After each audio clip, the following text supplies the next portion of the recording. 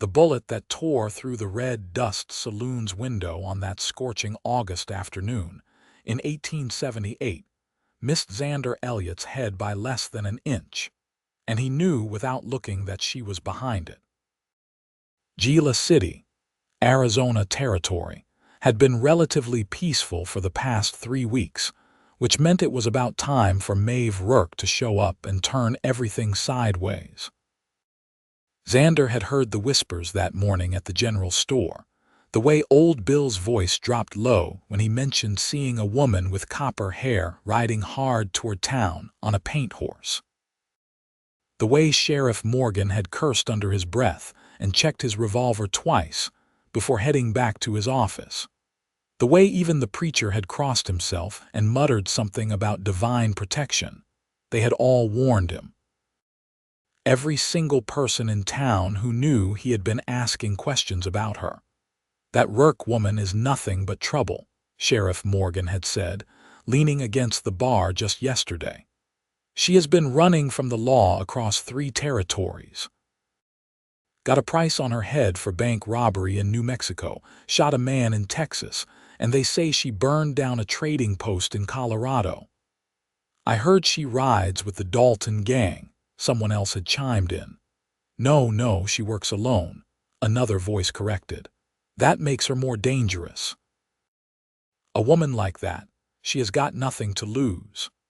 Xander had listened to it all, nursing his whiskey, saying nothing. He had his own reasons for wanting to find Maeve Rourke, reasons that had nothing to do with collecting the $500 reward on her head. His younger brother, Thomas, had written him a letter 6 months ago mentioning a woman who had saved his life during a stagecoach robbery outside of Santa Fe. Thomas described her as fierce, beautiful, and utterly alone. He had died 3 weeks later from pneumonia, but in his final letter he had begged Xander to find her if anything ever happened to him. "She needs someone," Thomas had written in his shaky handwriting. "She pretends to be hard, but I saw something else. She is scared, Xan. Running from something worse than the law." Now, as Xander ducked behind an overturned table while another shot shattered the mirror behind the bar, he wondered if Thomas had been delirious from fever when he wrote those words. This did not feel like a woman who needed saving. This felt like a woman who would shoot first and never bother with questions. "You can stop hiding," a voice called out from the street. It was rougher than he expected, tinged with an accent he could not quite place. Irish, maybe, softened by years in the American West. "I know Xander Elliott is in there. Come out and we can talk like civilized people." "You call shooting through a window civilized?" Xander shouted back, checking his own gun. 6 bullets. He had always been a decent shot, but something told him he would need to be better than decent today. "I call it getting your attention. You have been asking questions about me all over town. Did you think I would not hear about it? Did you think shooting at me would make me less interested?" There was a pause. Then, to his surprise, he heard laughter. Not cruel laughter, but something genuine, almost musical.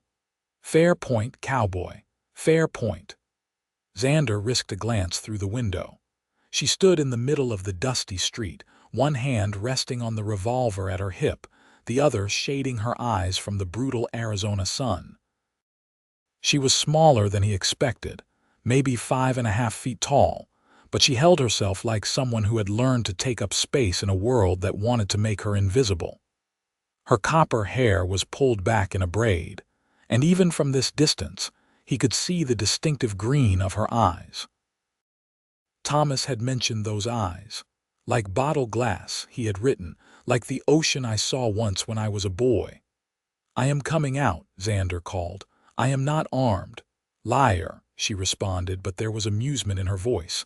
"But come on out anyway. Keep your hands where I can see them." He pushed through the saloon doors, hands raised to shoulder height. The street had emptied as soon as the shooting started. Everyone in Gila City knew better than to get caught in crossfire. Curtains twitched in windows. He could feel eyes on them from every building, but no one was brave enough or foolish enough to intervene. Up close, Maeve Rourke was even more striking than Thomas had described. Her face was sun-weathered and dust-covered, with a healing cut across her left cheekbone and bruises that looked a few days old shadowing her jaw. But her eyes were sharp, intelligent, constantly moving as she assessed him. "You do not look like a bounty hunter," she said. "That is because I am not one." "Then why are you asking about me? Why do you care where I have been or where I am going?" Xander lowered his hands slowly. "My brother was Thomas Elliott. He died 6 months ago in Santa Fe. Before he died, he wrote to me about you." Something shifted in her expression. The hardness cracked just for a moment, and he saw grief flash across her face. "Thomas. God, Thomas." She holstered her gun and turned away, and he saw her shoulders tremble. "He was a good man, one of the only good men I have ever met." "He said the same about you." "Well, good woman." She spun back to face him, and now her eyes were wet.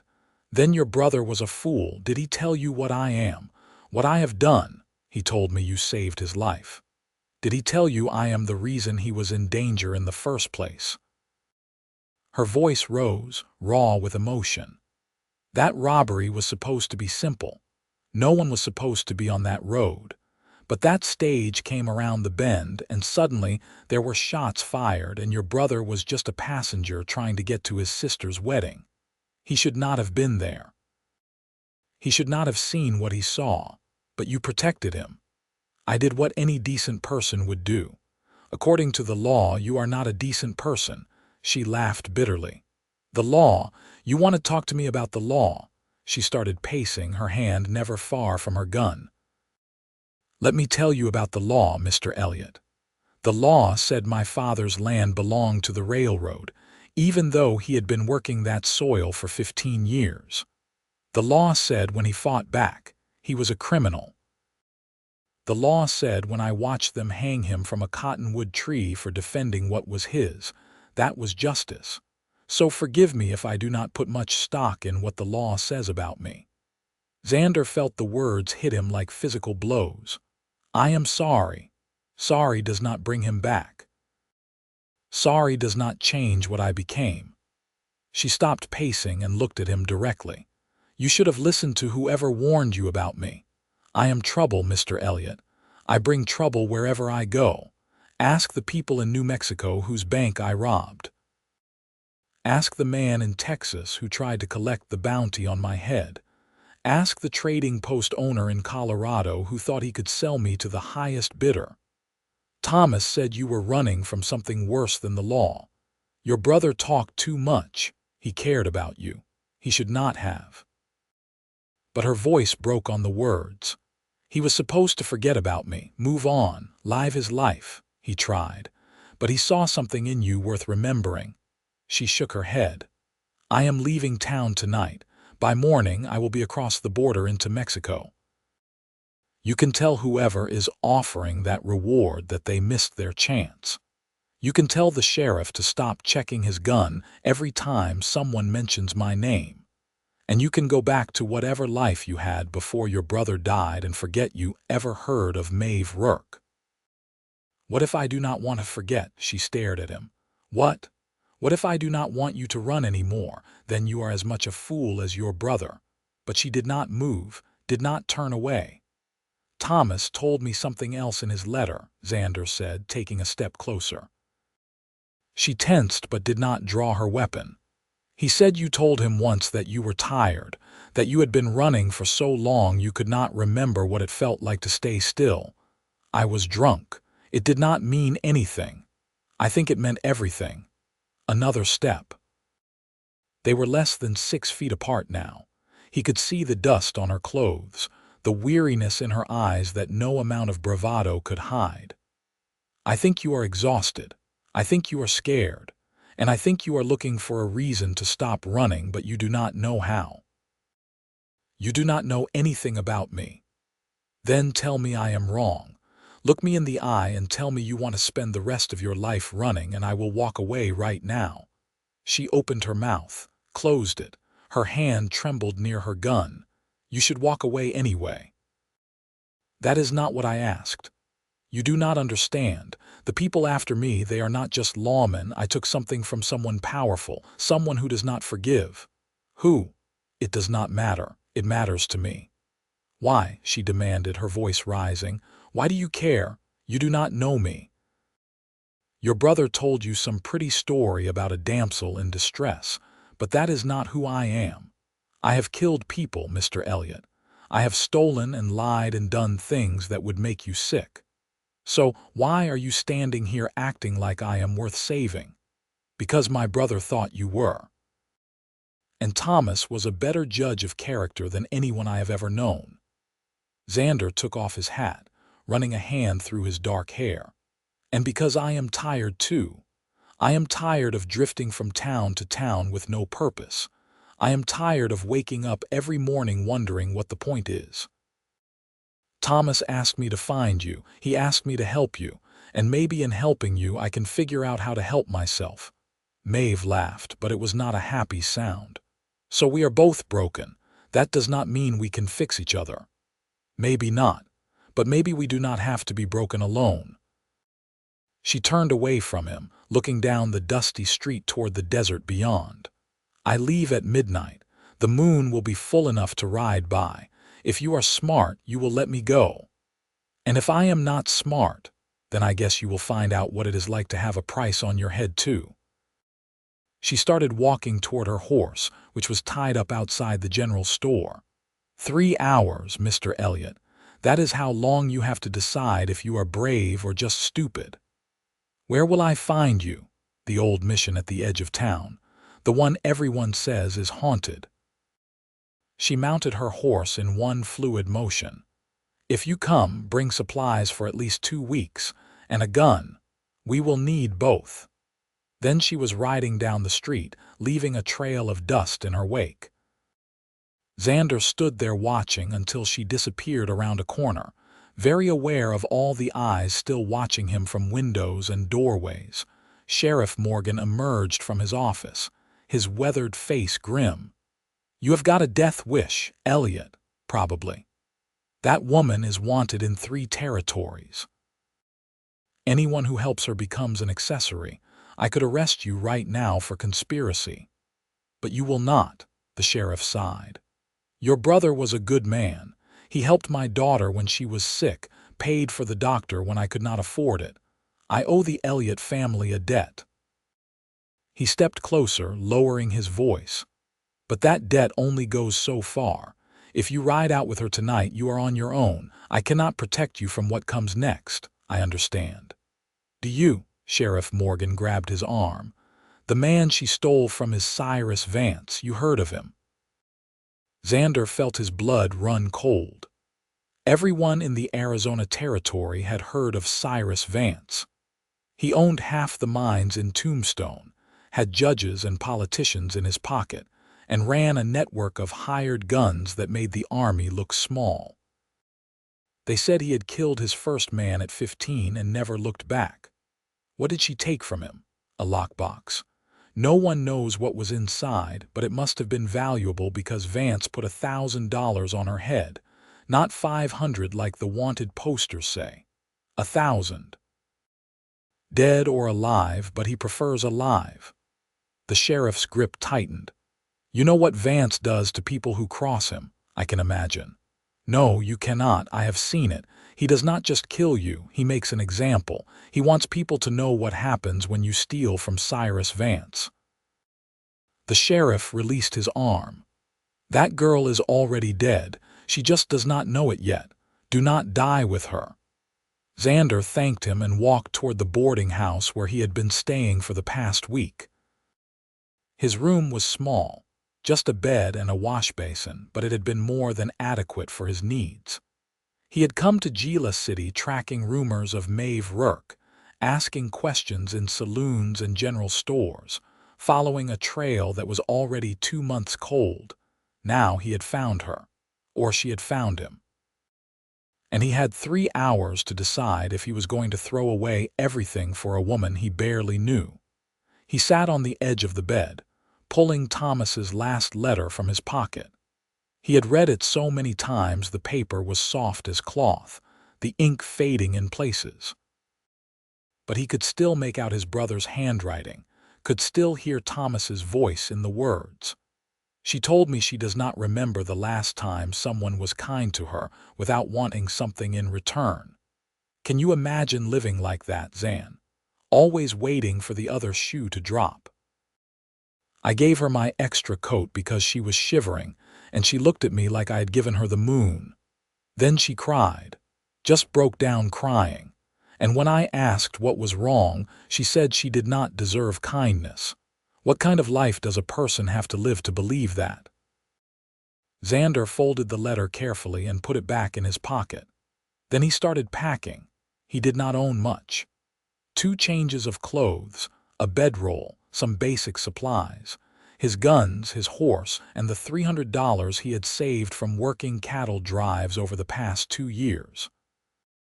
It all fit into a pair of saddlebags with room to spare. At the general store, he bought jerky, hardtack, coffee, and ammunition. The clerk, a nervous man named Peter who could not have been more than 20, kept glancing at him while he rang up the purchases. "You are really going to do it?" Peter asked quietly. "You are really going to ride out with her?" "Who said anything about that? Come on, Mr. Elliott. The whole town saw you two in the street, and everyone knows about your brother."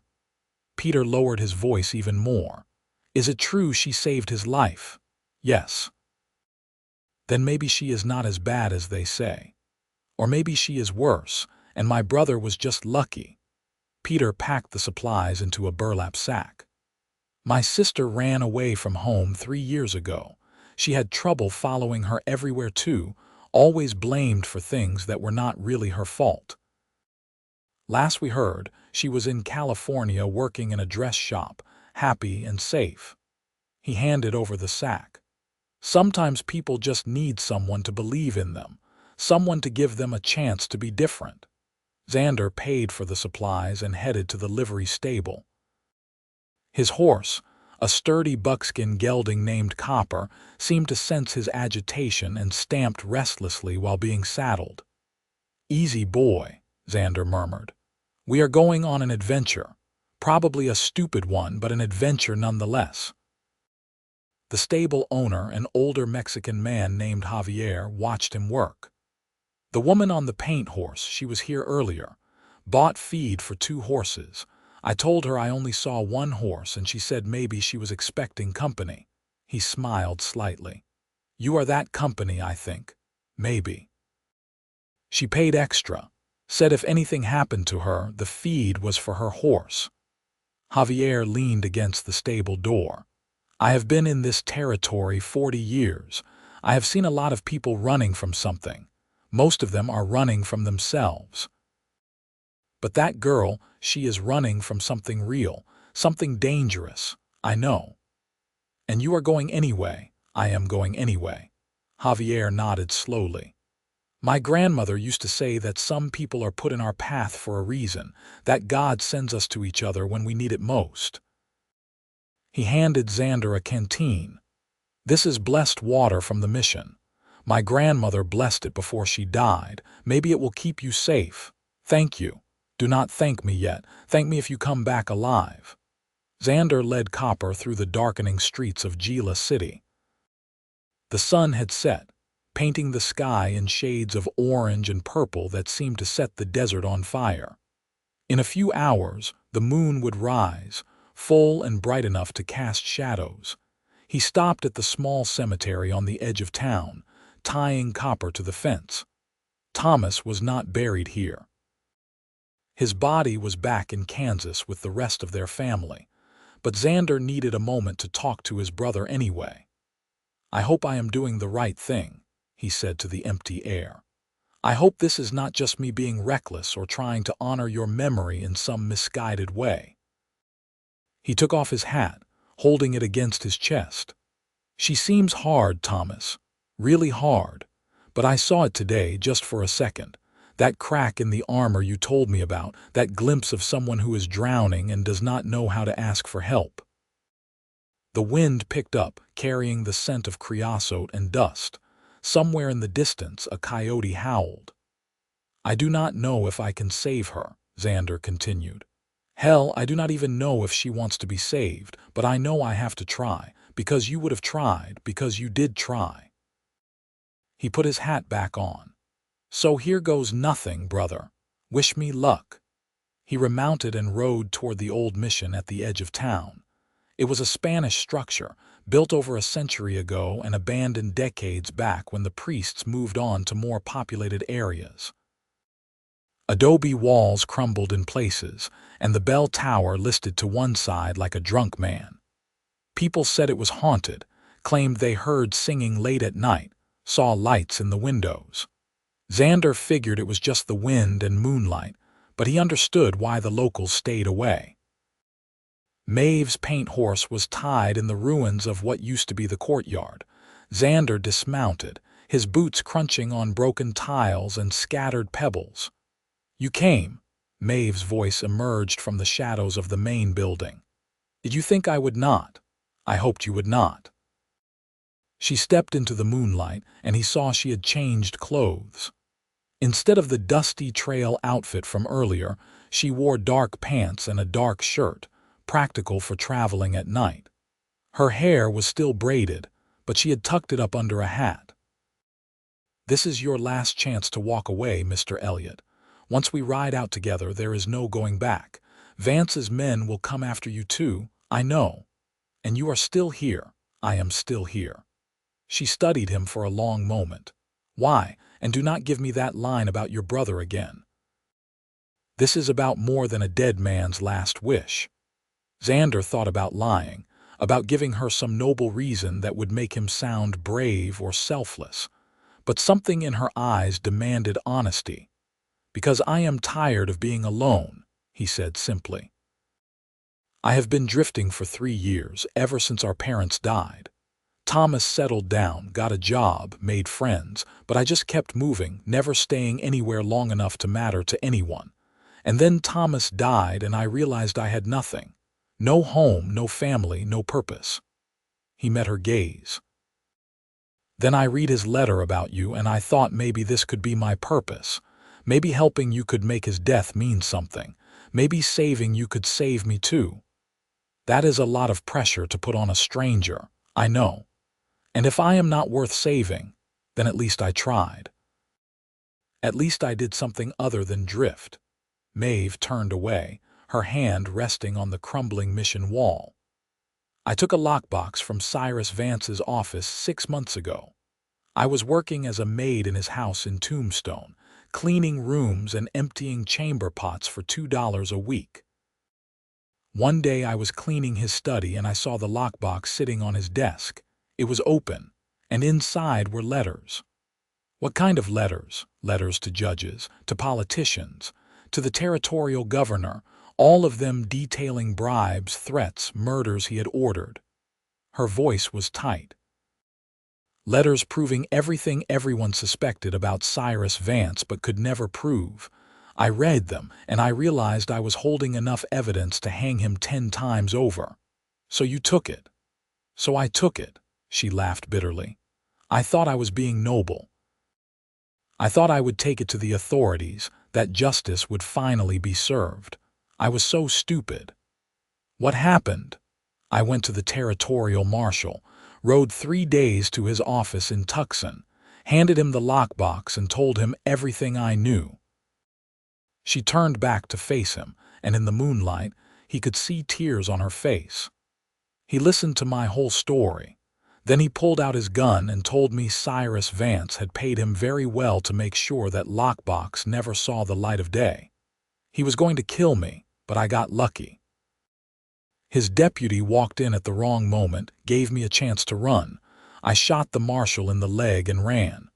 Where is the lockbox now? Hidden. Safe." She wiped her eyes roughly. "And it is going to stay hidden until I figure out what to do with it. But that is why I cannot stop running. Vance knows I have it. He knows what it can do to him. He will not stop until I am dead and that box is destroyed. Then we make sure neither of those things happen. We, She shook her head. There is no we. You are going to wake up tomorrow morning and realize this was all a mistake. You are going to realize I am not worth dying for. Stop telling me what I am going to realize, Xander said, his voice sharper than he intended. Stop deciding for me what I can handle. I am standing here, Maeve. I am standing here with my eyes open, knowing exactly what I am getting into. So unless you are going to shoot me yourself, stop trying to scare me away. She stared at him, something shifting in her expression. You are serious, dead serious. You are insane, probably. This will not end well. Maybe not, but at least it will be interesting. Despite everything, she smiled, a real smile, not the bitter one from before. Thomas said you were stubborn. He said once you got an idea in your head, there was no talking you out of it. He was right. He also said you were a good shot. He was right about that too. Can you track? Read signs in the desert. My father was a scout for the army before he settled down. He taught me everything he knew. She nodded slowly. Fine, fine. If you are determined to do this, then we do it smart. We ride south toward the border, but we do not cross it. Vance will expect me to run to Mexico. Instead, we head east into the mountains. There are caves up there, places to hide. We hole up, wait for things to cool down, and figure out our next move. Sounds like you have been planning this.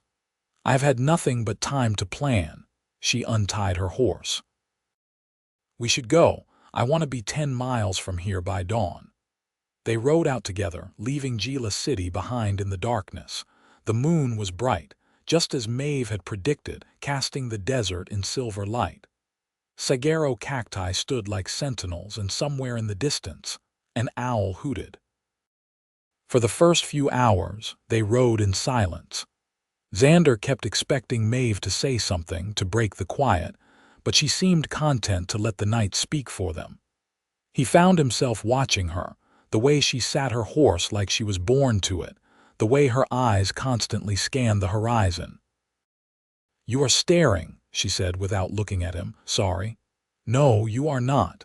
You are right, I am not. He guided Copper closer to her paint. I am trying to figure you out. Good luck with that. I have been trying to figure myself out for years. Thomas said you were funny. That you made him laugh even when he was scared. Thomas was easy to make laugh. He had that kind of spirit, you know, like he could find joy in anything. Her voice softened. We were hiding in a barn outside Santa Fe, waiting for the men who robbed the stagecoach to leave. I was certain we were going to die, and Thomas started telling me about this time when you two were kids and you tried to ride a pig. Xander groaned. He told you that story, he did, in great detail. About how you were convinced you could train the pig like a horse, and how it ran straight through your mother's garden and into the church during Sunday service. I was 8 years old, and apparently very confident in your animal training abilities. She actually laughed, a real laugh, and it transformed her face. He loved you so much. Every other story was about his brother Xander, how you taught him to shoot, how you scared away a wolf when he was 7, how you gave him your share of food during a bad winter so he would not go hungry. He would have done the same for me, I know. That is why I liked him so much. He understood loyalty, he understood sacrifice. She was quiet for a moment.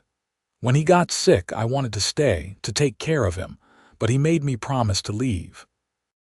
He said if I stayed, Vance's men would find me and then we would both die. So I left him in that hotel in Santa Fe with the doctor and rode away, and he died alone because of me. He died of pneumonia, not because of you. He died alone. That is the part that matters. And if you had stayed, you would both be dead. That is the part that matters to me. She looked at him then, really looked at him, and he saw the guilt that had been eating at her. You do not understand. Thomas was the first person in 2 years who treated me like a human being. Everyone else saw a criminal, a problem to be solved or a bounty to be collected, but Thomas saw me, and I abandoned him. You honored his last wish. That is not abandonment. Tell that to the voice in my head that keeps calling me a coward." Xander reached over and took her reins, pulling both horses to a stop. "Hey, look at me," she did, reluctantly. "You are not a coward. Cowards do not steal evidence from the most dangerous man in the territory. Cowards do not ride into towns knowing there is a bounty on their head. Cowards do not keep fighting when the whole world is against them." He let go of her reins. "You are a lot of things, Maeve Rourke, but a coward is not one of them." She was quiet for so long he thought maybe he had overstepped. Then she said very softly, "Thank you." They rode on. The terrain began to change as they headed east, the flat desert giving way to rocky hills. By the time the sky started lightening in the east, they were climbing into the foothills of what Xander recognized as the Galiuro Mountains. "There is a spring up ahead," Maeve said. "We can rest the horses and sleep for a few hours." The spring was a small pool of clear water surrounded by cottonwood trees, a little oasis in the harsh landscape. They watered the horses and set up a basic camp under the trees. Xander offered to take first watch, but Maeve shook her head. "You have been riding all night. Sleep. I will wake you in a few hours." "You have been riding all night too. I am used to it, Maeve," she sighed. "Fine. We both sleep. The horses will warn us if anyone comes." It was not the safest plan, but Xander was too tired to argue. He laid out his bedroll under a cottonwood tree, using his saddle as a pillow. Maeve did the same a few feet away, her hand never far from her gun. "Mr. Elliott," she said as he was drifting off, "call me Xander. After everything, I think we are past formalities." "Xander, then." A pause. "Thank you for coming. Even if it is a mistake, even if we both end up regretting it, thank you for not leaving me alone. You are welcome." And Xander, "Yeah, if things go bad, if Vance's men find us, you run. You do not try to save me. You do not try to be a hero. You just run." "Promise me." "I cannot promise that." "Then lie to me. Tell me you will run even if you will not." He thought about it. "I will run if things go bad, liar. You told me to lie, I know, but I appreciate the honesty in the lie." She was quiet again. "Good night, Xander Elliott." "Good night, Maeve Rourke." When Xander woke, the sun was high overhead and he was covered in sweat. He sat up, momentarily disoriented, reaching for his gun before he remembered where he was. Maeve was already awake, sitting with her back against a tree, cleaning her revolver with practiced movements. "You should have woken me," he said. "You needed the sleep. You were talking in your dreams, something about pigs and churches." Despite the heat, he smiled. "That story is going to haunt me forever." "As it should. It is too good not to haunt you." She reassembled her gun with quick, efficient movements. "We should move soon. I want to get deeper into the mountains before night falls." They ate a quick meal of jerky and hardtack, refilled their canteens, and saddled the horses. As they rode higher into the mountains, the air cooled slightly, and pine trees began to replace the desert vegetation. "You know these mountains well?" Xander asked. "Well enough. I spent 3 weeks up here last spring hiding from a bounty hunter. There are caves everywhere, some of them big enough to shelter the horses. Water is scarce, but there are a few springs if you know where to look." "And you know where to look." "I have learned to survive, Xander. It is what I do." They rode until dusk, finally stopping at the mouth of a large cave carved into the mountainside.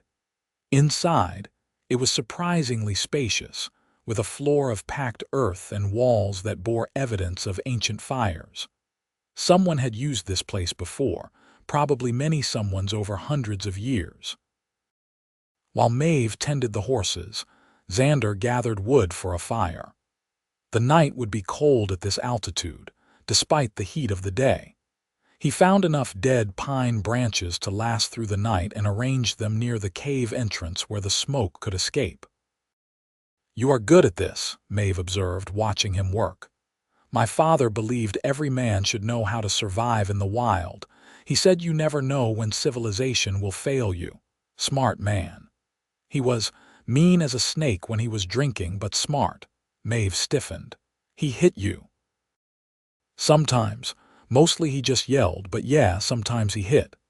Xander struck a match and coaxed the fire to life. He was better after he stopped drinking. The last few years before he died, he was almost pleasant. Almost. Some damage cannot be undone, some words cannot be taken back. He fed larger sticks into the growing flame. But he tried. That has to count for something. My father never hit me, Maeve said quietly. He was gentle. Too gentle for the world he lived in. They hanged him because he would not fight back. Because he believed in the law, believed justice would prevail. She laughed bitterly. Look where that got him. I am sorry. Everyone is always sorry, but sorry does not fix anything. She sat down near the fire, hugging her knees to her chest. After they killed him, I stayed on the land for another month, tried to work the farm by myself. I was 16 years old and thought I could do the work of a grown man, thought I could prove they were wrong to take our land. What happened? They burned the house down with me inside. I barely got out alive, lost everything. My father's clothes, my mother's wedding ring, the Bible my grandmother brought from Ireland. She stared into the fire. I walked away from that burning house with nothing but the clothes on my back and a hatred so deep it felt like it was burning me up from the inside. Xander sat down beside her, close but not touching. What happened then? I survived. I lied about my age, got work where I could. Cleaned houses, cooked meals, did laundry, saved every penny, and I watched. I watched the men who took our land.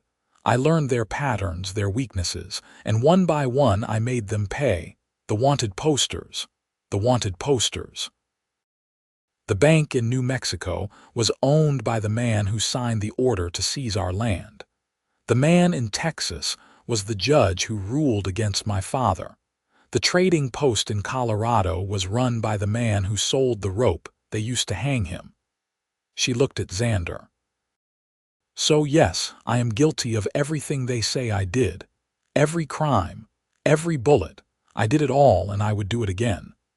And Cyrus Vance. Vance owns the railroad that wanted our land in the first place. When I found work in his house, when I saw that lockbox, I saw a chance to hurt him the way he hurt my father, the way he has hurt hundreds of other people.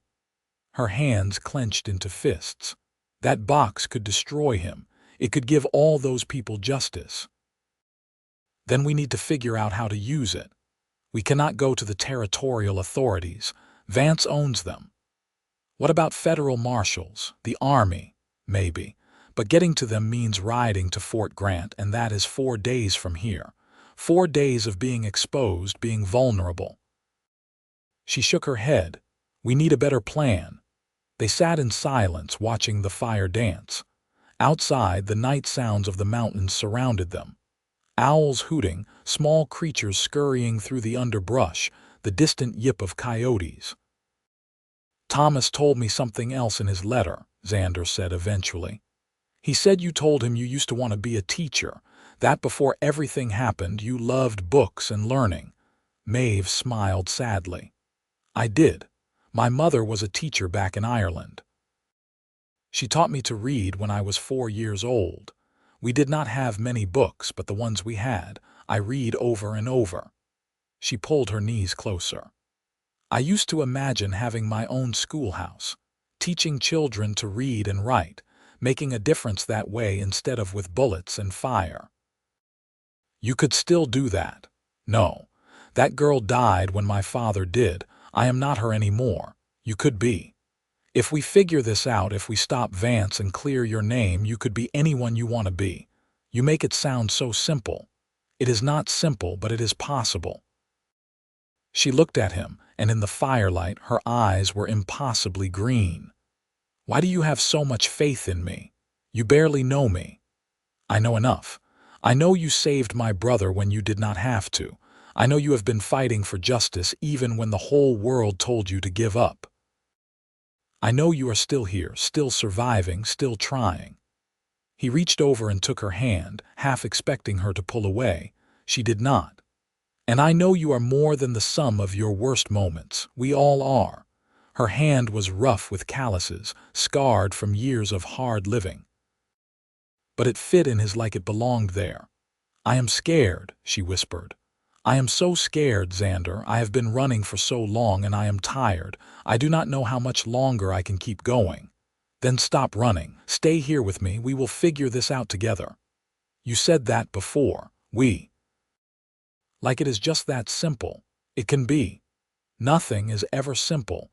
Then we will make it complicated together. She laughed, a sound caught between humor and tears. "You are either the bravest man I have ever met or the most foolish. Can I be both? I think you might have to be." She leaned her head on his shoulder, and they sat like that for a long time, watching the fire burn down to embers. Xander could not remember the last time he had felt this kind of peace, this sense of rightness. Despite everything, despite the danger and the uncertainty, this felt like exactly where he was supposed to be. "Tell me something about Thomas," Maeve said eventually.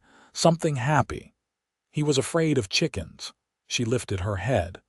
"What? Chickens? He was terrified of them. Got chased by a rooster when he was 5, and after that, he would not go near them.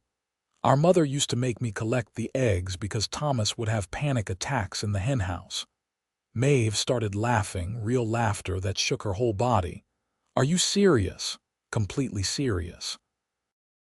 Grown man, veteran of the Civil War, afraid of chickens. That is the most ridiculous thing I have ever heard. He knew it was ridiculous, but he said those birds were evil and nothing would convince him otherwise. Why did he never tell me that? Probably embarrassed. He did not like admitting it. Xander smiled at the memory. "But I used to tease him about it mercilessly. I once put a chicken in his bedroll." "You did not." "I did. He screamed like a little girl. Our father heard him from the barn." Maeve was crying now, but from laughter instead of sadness. "That is terrible. That is the meanest thing."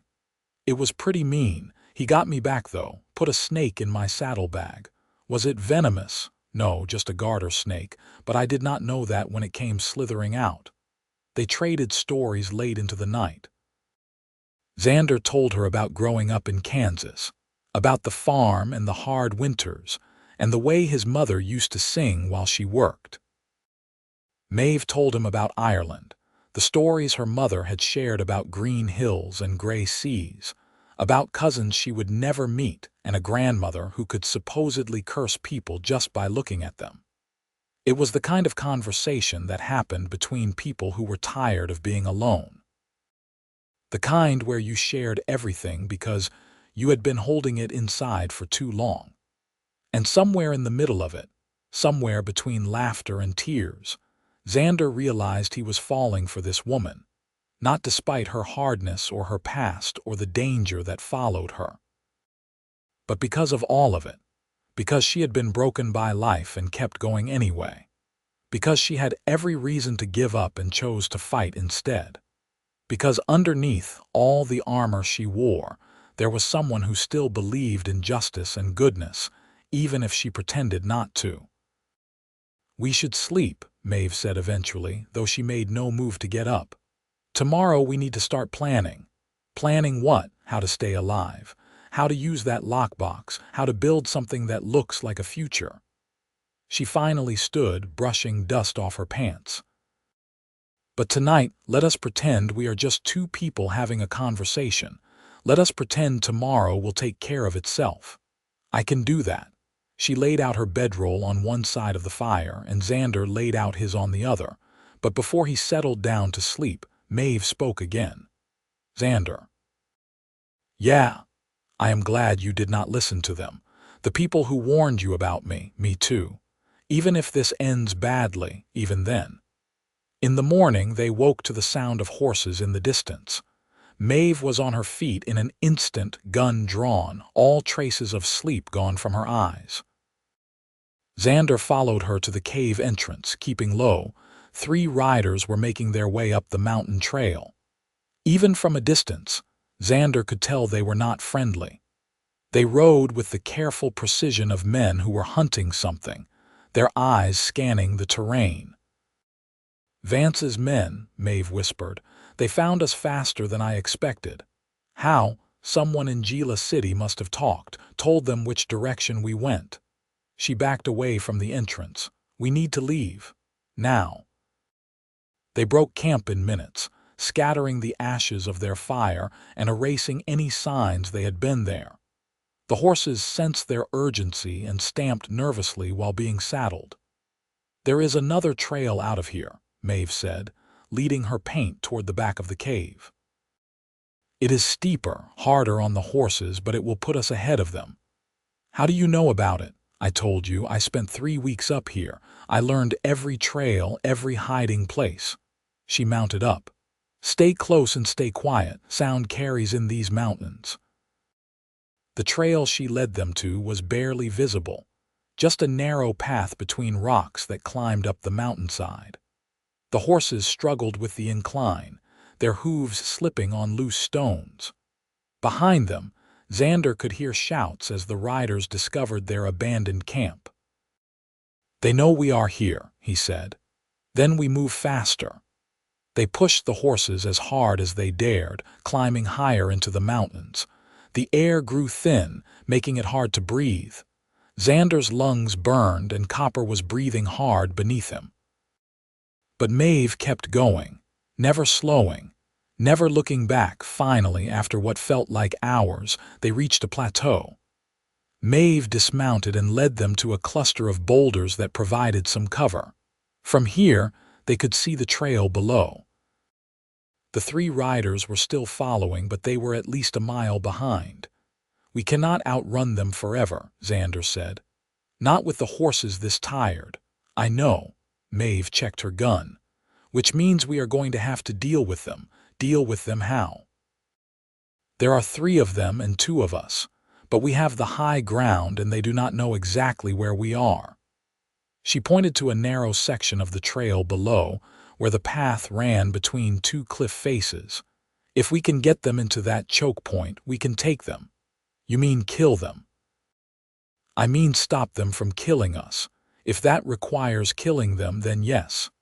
She looked at him hard. "I know you worked cattle drives. I know you have probably never shot a man, but those men down there will not hesitate. They are being paid to bring me back dead or alive, and they are going to prefer dead because it is easier. So you need to decide right now if you can do what needs to be done." Xander thought about his brother, about the letter, about the woman standing in front of him who had been fighting alone for so long. "Tell me what to do." They positioned themselves on opposite sides of the trail, hidden behind rocks with clear lines of fire to the choke point. Maeve took the left side, Xander the right. The plan was simple. Wait for the riders to enter the narrow section, then shoot their horses. Without horses in this terrain, the men would be stranded, forced to retreat on foot. "Do not aim for the men unless you have to," Maeve said. "We are not killers, we are survivors." "I thought you said you killed people." "I killed people who deserved it. These men are just doing a job. A terrible job for a terrible man, but still just a job." She checked her ammunition. "Shooting horses is not ideal either, but it is better than murder." The 3 riders approached slowly, their guns drawn. They were being cautious now, aware that their quarry knew they were being followed. As they entered the narrow section of trail, Xander could see them more clearly.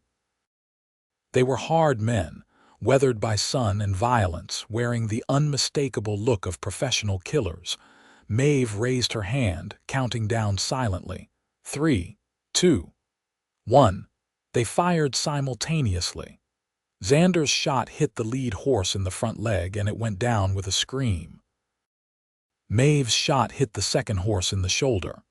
The animals panicked, throwing their riders and blocking the narrow trail. The third rider wheeled his horse around, trying to escape back down the trail, but Maeve's second shot dropped his horse too. The men were on the ground now, shouting and cursing. One of them fired wildly in their direction, but the bullet went wide, ricocheting off rocks. Xander fired a warning shot that kicked up dust at their feet. "You are done," Maeve shouted down at them. "Your horses are finished. You have got at least a 2-day walk back to Gila City. If you are smart, you will start walking now." "Vance will hear about this," one of the men shouted back. "He will send more men, better men. Let him, but you will not be here to see it." The men conferred briefly, then began the long walk back down the mountain, leaving their injured horses behind. Xander watched them go, his heart hammering. "We need to put those horses down," he said. "We cannot leave them like that." Maeve nodded, her face grim. "I know." They made their way down to the trail. The injured horses were suffering, trying to stand on ruined legs. Xander had to turn away while Maeve did what was necessary. The sound of the shots echoed through the mountains, final and terrible. "I hate that we had to do that," Maeve said when it was done. "Horses never deserve what we do to them, neither do people, but we did not have a choice. There is always a choice. Sometimes all the choices are just bad." She wiped her eyes. "We should go. Those gunshots will carry, and there might be others nearby." They rode hard for the rest of the day, putting as much distance as possible between themselves and the confrontation. By nightfall, they had crossed over the ridge of the Galliuro Mountains and were descending into the valley on the other side. "There is a town about 20 miles from here," Maeve said as they made camp for the night. "Safford. It is small but big enough to have a telegraph office. Maybe we can send a message to Fort Grant, get word to someone who is not in Vance's pocket." "Is that safe, going into a town? Safer than staying in these mountains with Vance's men hunting us?" She sat down heavily. "Besides, we need supplies. We are down to our last bit of food and the horses need proper grain." "Fine, but we go in quietly, no shooting up saloons." She smiled despite the circumstances. "That was one time, and technically I was shooting out of the saloon, not up inside it. That is a very fine distinction." "I am a woman of fine distinctions." They rode into Safford the next afternoon. It was a mining town, rough and busy, with the kind of people who minded their own business because they usually had secrets of their own. Maeve kept her hat pulled low and her head down, but no one paid them much attention. Just 2 more drifters passing through. At the general store, Xander bought supplies while Maeve waited outside with the horses. The clerk was a young woman with tired eyes who took his money without much conversation. As he was leaving, she said quietly, "If you are the one riding with that red-haired woman, you should know there are men asking about her. They came through 2 days ago, said there was a reward." "What did you tell them?" "That I had not seen anyone like that, because I had not 2 days ago." She looked him in the eye. "But if they come back and ask if I have seen her today, I will have to tell the truth." "How long do we have?" "I do not know, maybe a day, maybe less." She handed him his change. "There is a back way out of town behind the old mill. If you leave that way, no one will see you go. Thank you." "Do not thank me, just go." He found Maeve and relayed the information. She took it calmly, like she had expected nothing else. "We will send the telegram, then leave immediately. No stops, no delays." The telegraph office was at the end of the main street, a small building that smelled like solder and electricity. The operator was an older man who looked like he had seen everything twice and was tired of it all. "I need to send a message to the commanding officer at Fort Grant," Xander said. "That will be 50 cents. Xander wrote out the message carefully. "Have evidence of corruption involving Cyrus Vance. Need protection to deliver. Lives at risk. Please advise." He signed it with his name and handed over the money. The operator sent the telegram without comment, the clacking of the telegraph key loud in the small space. When he was done, he said, Response might take a day or more. You planning to wait? No, we will check back. Suit yourself. They left through the back way the clerk had mentioned, riding past the old mill and into the scrubland beyond. Xander kept checking behind them, expecting to see riders on their trail, but the horizon remained empty. We did it, Maeve said. We sent the message. Now we just have to stay alive long enough for them to respond. How long do you think that will take? Could be a day, could be a week. The army does not exactly move quickly. She looked at the setting sun. We need to find somewhere to hole up. Somewhere defensible where we can see anyone coming. They found an abandoned homestead 10 miles from Safford. It had been a farm once, but the family had moved on, leaving behind a house with half a roof and a barn that was missing most of its walls. It was not much, but it was shelter. Over the next 3 days, they turned it into a fortress. They reinforced the barn walls with scrap wood and rocks, created firing positions that gave them clear views in all directions, and stockpiled water and ammunition. It was exhausting work, made harder by the constant need to watch the horizon, but it gave them something to focus on other than fear. On the 4th day, Xander rode back to Safford to check for a telegram. The operator handed him a message without comment. This came in yesterday.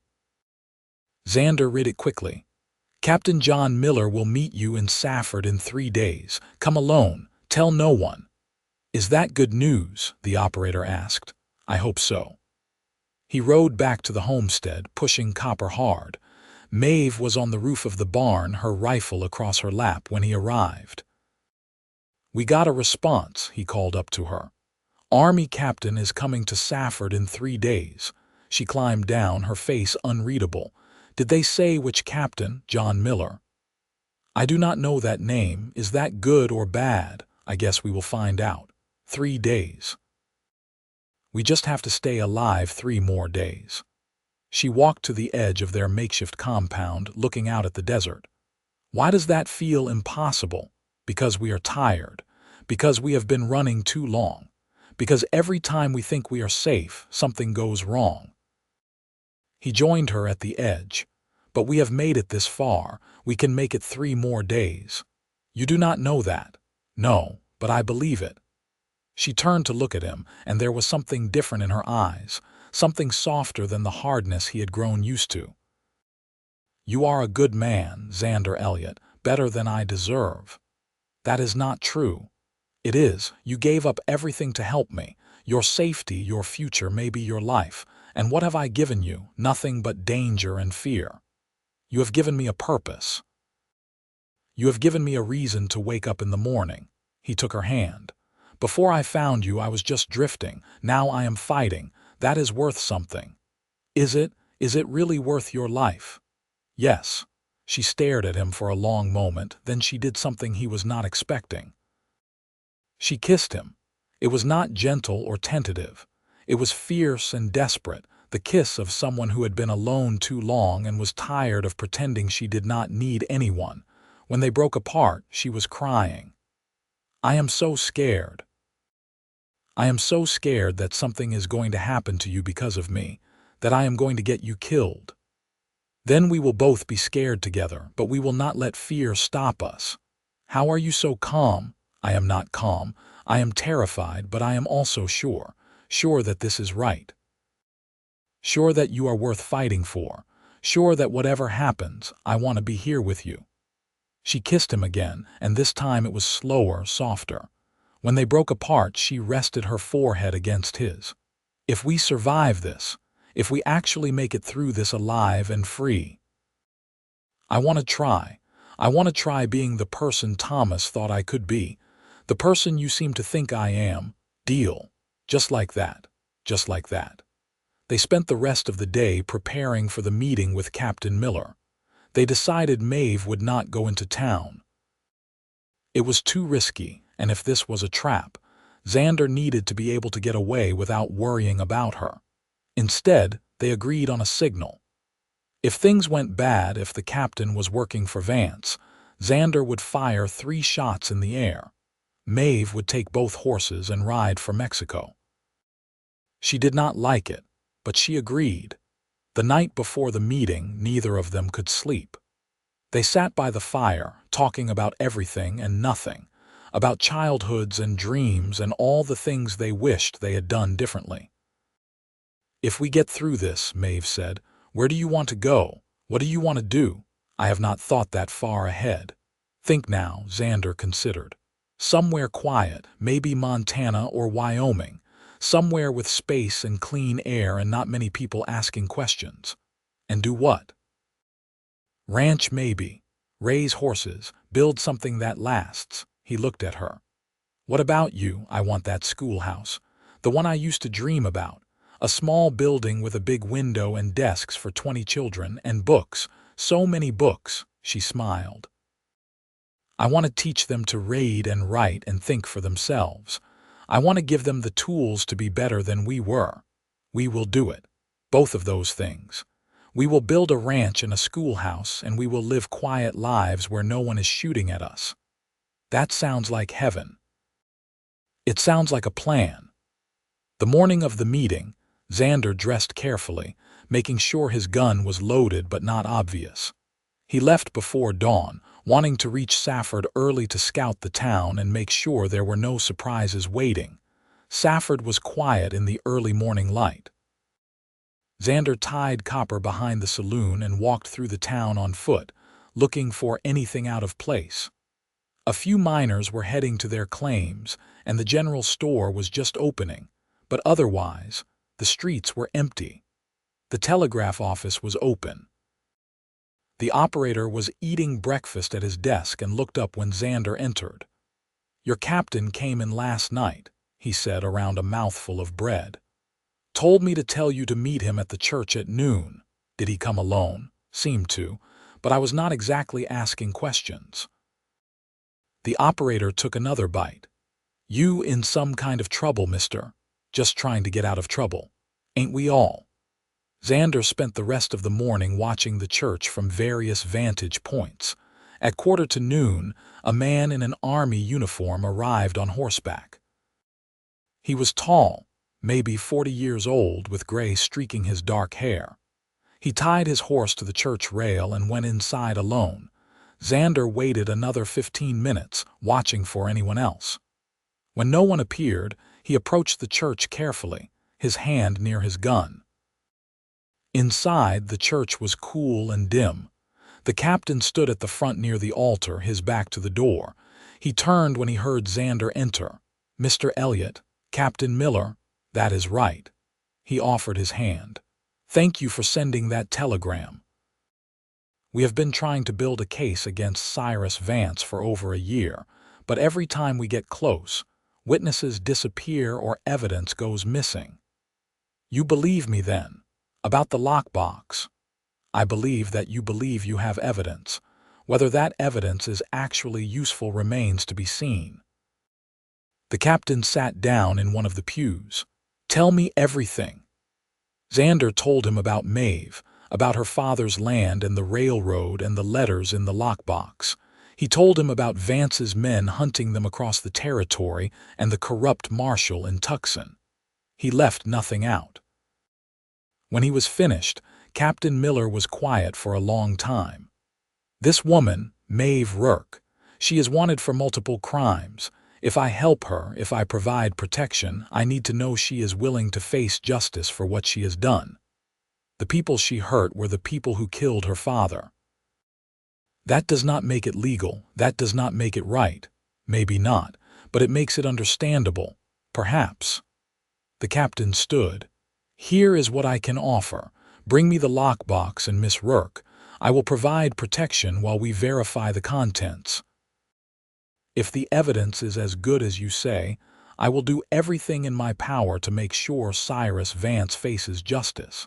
As for Miss Rourke, I cannot make promises, but I can ensure she gets a fair trial, which is more than she will get if Vance's men find her first. A trial means prison. It might. Or it might mean the judge takes into account what happened to her father, takes into account that she was 16 years old and lost everything. Captain Miller met his eyes. I cannot guarantee the outcome, but I can guarantee she gets her day in court. That is the best I can offer. Xander thought about Maeve, about everything she had been through. A trial was a risk, but so was running forever. I need to talk to her. I will be here until tomorrow morning. If you do not come back, I will assume you decided to take your chances on your own. The captain handed him a card. But think about it, really think about it, because running only works until it does not. Xander rode back to the homestead, his mind churning. When he arrived, Maeve was pacing near the barn, her rifle in her hands. "You are late," she said. "I was starting to think something went wrong." "It did not go wrong, but we need to talk." He told her everything Captain Miller had said. As he spoke, he watched her face cycle through emotions. Hope, fear, anger, resignation. "A trial," she said when he finished. "He wants me to stand trial. He wants to give you a chance. A real chance at justice. Justice. Like my father got justice." She turned away. "They will hang me, Xander. A jury will look at a woman who robbed a bank and shot a man and burned down a building, and they will hang me. My father's story will not matter. Nothing will matter except what I did." "You do not know that." "Yes, I do. I know exactly how this story ends. I have seen it 100 times. She faced him again. "We should run. Take the lockbox to a newspaper in California or Colorado, make it public. Let Vance fall without me having to sacrifice myself. And spend the rest of your life looking over your shoulder. I have been doing that anyway. But you do not have to anymore. This could be your chance to stop running, to face what happened and move forward. Or it could be my chance to die with a rope around my neck." Xander stepped closer, taking her hands in his. "I will not let that happen. You cannot promise that. Then I will be in that courtroom every day. I will testify. I will make sure they understand what you were fighting for.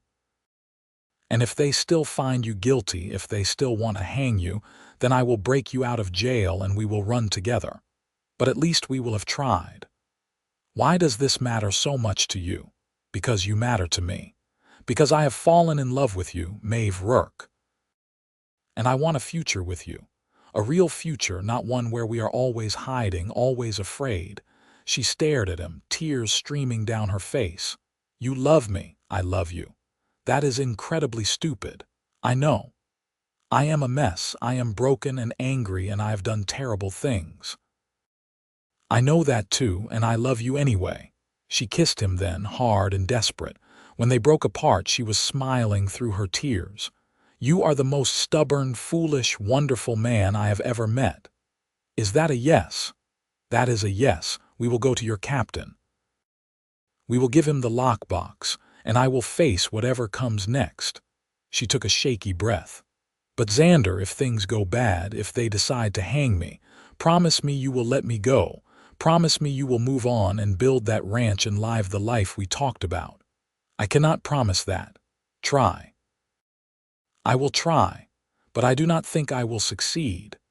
They spent that night holding each other, neither of them sleeping much. In the morning, they retrieved the lockbox from where Maeve had hidden it, buried beneath a flat rock 3 miles from the homestead. It was smaller than Xander expected, just a metal box about a foot long and 6 inches wide. But when Maeve opened it and he saw the letters inside, he understood why Vance wanted it back so badly. Each letter was damning in its own way. Bribes detailed down to the dollar. Murders described with clinical precision. Evidence of corruption that reached all the way to the territorial governor's office. Xander read through them and felt sick. "This will destroy him," he said. That was the idea.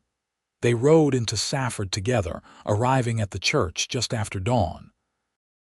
Captain Miller was waiting, along with 4 soldiers who stood guard outside.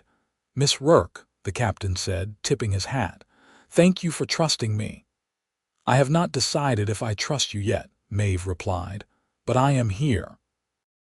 They spent the next hour in the church while Captain Miller read through every letter in the lockbox. With each page his expression grew darker. "This is worse than I thought," he said finally. "This is not just corruption. This is a criminal empire." He looked up at them. "With this evidence, I can arrest Vance today.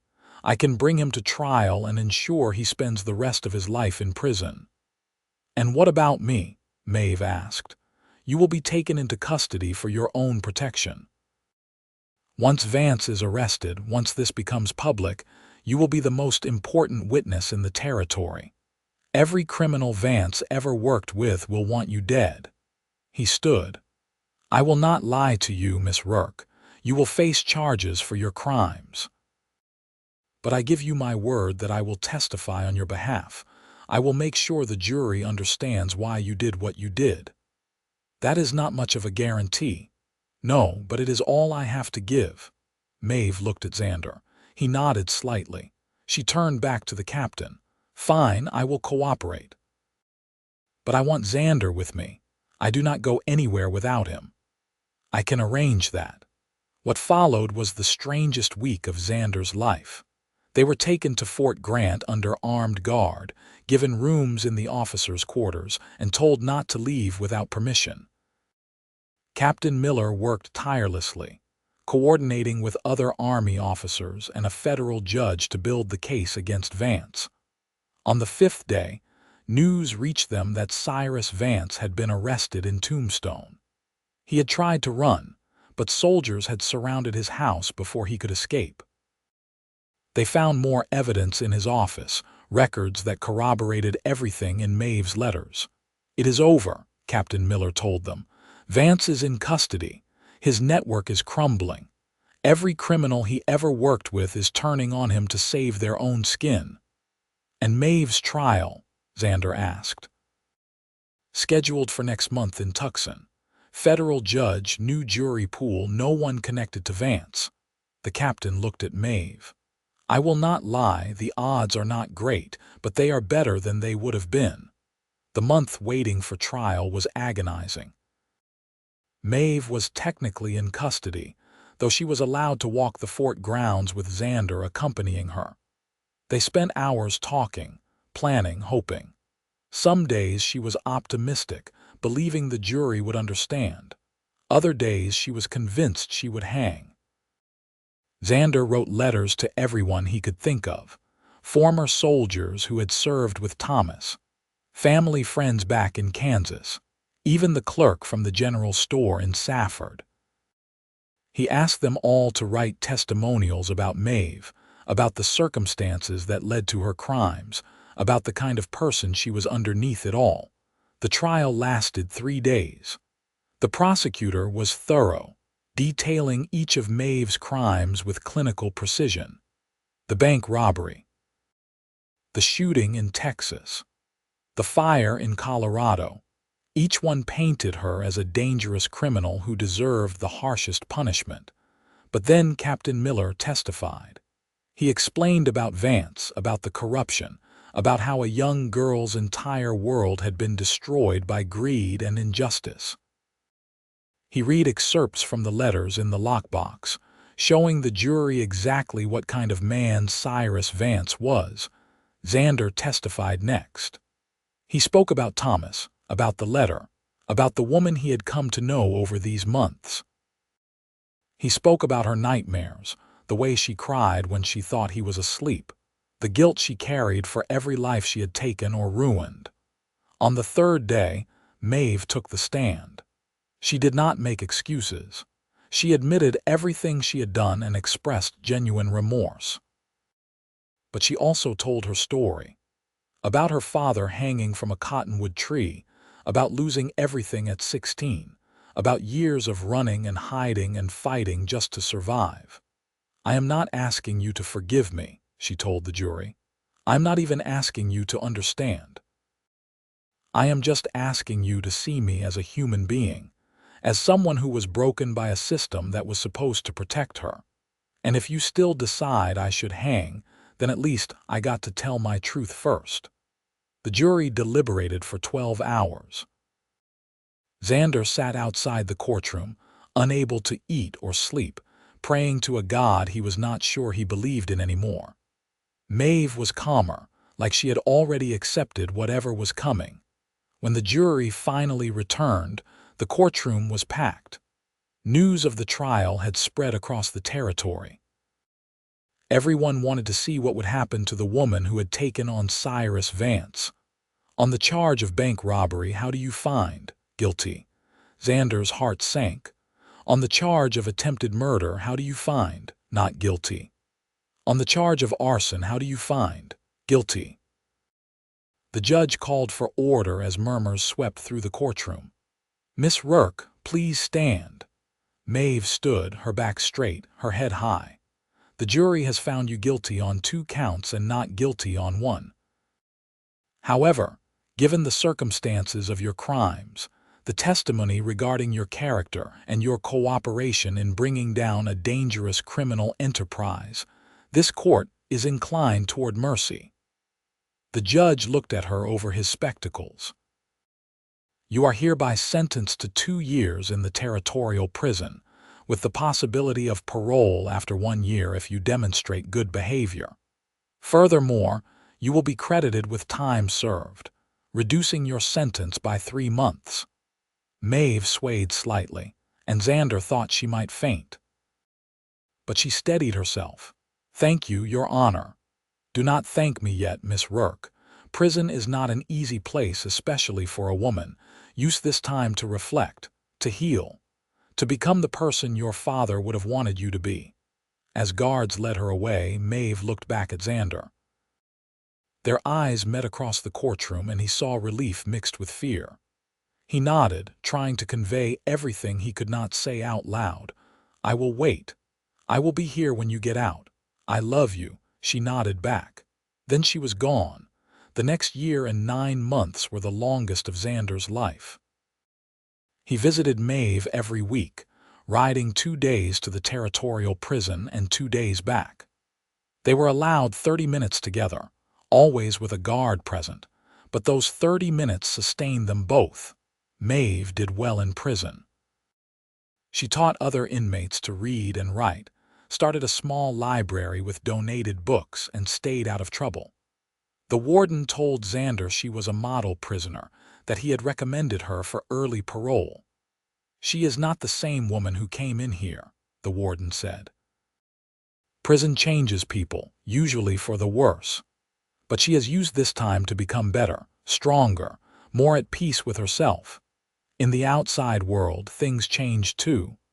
Cyrus Vance was convicted on 73 counts of corruption, murder, and racketeering. He was sentenced to hang, and the execution was carried out on a cold November morning in Tombstone. Xander did not attend, but he read about it in the newspaper. With Vance gone, his empire collapsed. Judges who had been in his pocket were removed from office. Lawmen who had worked for him were arrested. The territorial governor resigned in disgrace. It was not perfect justice, but it was something. Xander used the time to prepare. He bought land in Montana, near the Yellowstone River.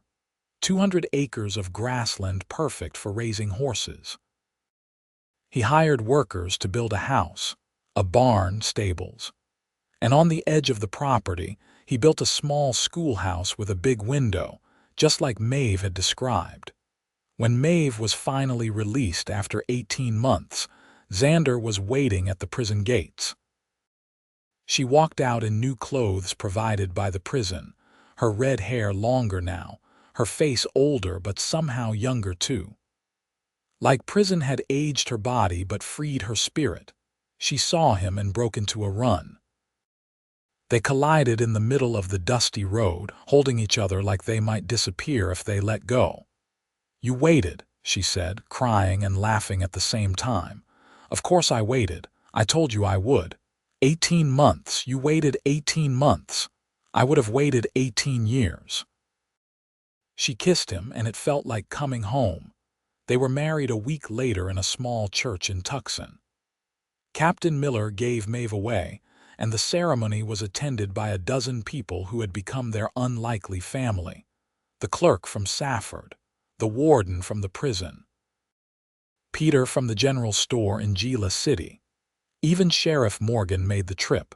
After the wedding, they traveled to Montana. Maeve cried when she saw the ranch, saw the schoolhouse with her name painted above the door in careful letters. Maeve Rourke Elliott's School. "You built this for me," she said in wonder. "I built this for us." They spent their first year building a life. Xander bought horses and began breeding them, focusing on sturdy working animals that could handle Montana winters. Maeve opened her school, and to her surprise, 15 children showed up on the first day. Their parents had heard about the woman who had fought Cyrus Vance and lived. They wanted their children to learn from someone that strong. In the evenings, they would sit on their porch and watch the sunset paint the mountains gold and purple. Maeve would lean against Xander's shoulder and they would talk about their days, their hopes, their gratitude for second chances. "You ever regret it?" Maeve asked one night. "Giving up your old life for me? Never. Not even a little, not even a little." He kissed the top of her head. "You are the best thing that ever happened to me. Even with the prison sentence and the running and the almost dying, even with all of that." A year after they were married, Maeve told him she was pregnant. Xander was so happy he picked her up and spun her around, making her laugh and scold him at the same time. Their son was born in the spring, during a thunderstorm that shook the windows and made the horses nervous. They named him Thomas after the brother who had brought them together. He had Maeve's red hair and Xander's dark eyes, and he was perfect. 2 years later, they had a daughter. They named her Hope because that was what they had found together. Hope for a future, hope for redemption. Hope that broken people could heal and build something beautiful. The years passed in a blur of happiness. The ranch prospered. Maeve's school grew until she had to hire another teacher to help. Children who learned to read in her classroom went on to become teachers, lawyers, doctors. She gave them the tools to be better. Just like she had dreamed, on their 10th anniversary, Xander took Maeve back to Arizona. They visited Gila City, which had grown into a proper town. They visited the old mission where they had first decided to stop running. And they visited Thomas's grave in Santa Fe where they left flowers and whispered thanks. "We did it," Maeve said, standing by the grave. "We built the life we talked about, the life you wanted for us." "Thank you," Xander added. "Thank you for seeing her, for believing she was worth saving." "You were right, brother. You were so right." They stood there until the sun began to set, then walked hand in hand back to their hotel. Their children were with Maeve's assistant teacher back in Montana, probably causing trouble and having adventures of their own. "Do you ever think about how different things could have been?" Maeve asked as they lay in bed that night. "If you had listened to the warnings, if you had not followed me that day, sometimes, but I am glad I did not listen." "Why? Because they were wrong. You were not trouble. You were a woman who needed someone to believe in her, someone to be her safe place to land." Maeve smiled, tears in her eyes. "You were that. You are that. Every single day you are that for me. And you are that for me too. You saved me just as much as I saved you. So we saved each other." "We did." They fell asleep like that, wrapped in each other's arms, grateful for warnings unheeded and love discovered in the most unlikely of places. Their story became legend in Montana. People told their grandchildren about the outlaw woman and the cowboy who refused to give up on her. About justice and redemption and second chances. About love that was strong enough to withstand prison and danger, and all the ways the world tried to tear them apart. And in the schoolhouse that bore her name, Maeve taught generations of children that everyone deserves kindness. That broken people can heal. That the worst thing you have ever done does not have to define you. That sometimes the most important thing you can do is refuse to give up on someone, even when everyone else has. Thomas grew up hearing stories about his namesake uncle, about how his father crossed the territory to find his mother, about the lockbox that brought down an empire. He grew up knowing that love sometimes meant being brave when everyone else told you to be smart. That sometimes the right thing to do was the hardest thing to do. Hope grew up watching her parents, seeing how they looked at each other even after years of marriage. She grew up believing in second chances and redemption because she saw it lived out every single day. When Xander and Maeve were old, their hair gray and their hands weathered, they would sit on that same porch and watch the same sunsets. And sometimes Maeve would say, "They warned you I was trouble." And Xander would smile and reply, "And I said I would be your safe place to land." You kept that promise. Every day of my life, even when it was hard, especially when it was hard.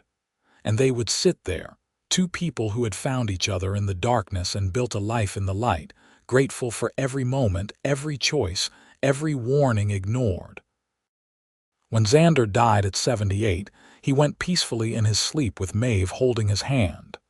His last words were, "Best decision I ever made."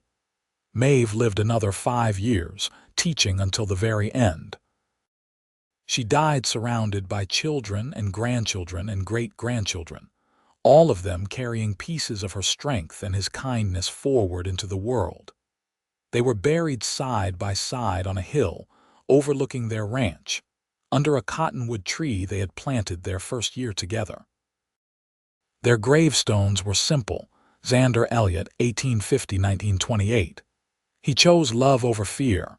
Maeve Rourke Elliott, 1852–1933. She chose courage over despair, and between them a third stone smaller, bearing just one word together, because that was their story. Two broken people who chose to be whole together, who chose love when the world offered hate, who chose hope when despair would have been easier, who chose each other, again and again, through every trial and triumph. And in choosing each other, they built something that lasted long after they were gone. A family, a legacy, a testament to the power of refusing to give up on someone even when everyone says you should. They warned him she was trouble, and he said he would be her safe place to land, and he was. Every single day, until the very end and beyond, their love echoing through generations, proof that sometimes the best thing you can do is ignore the warnings and follow your heart into the unknown, trusting that love will light the way home.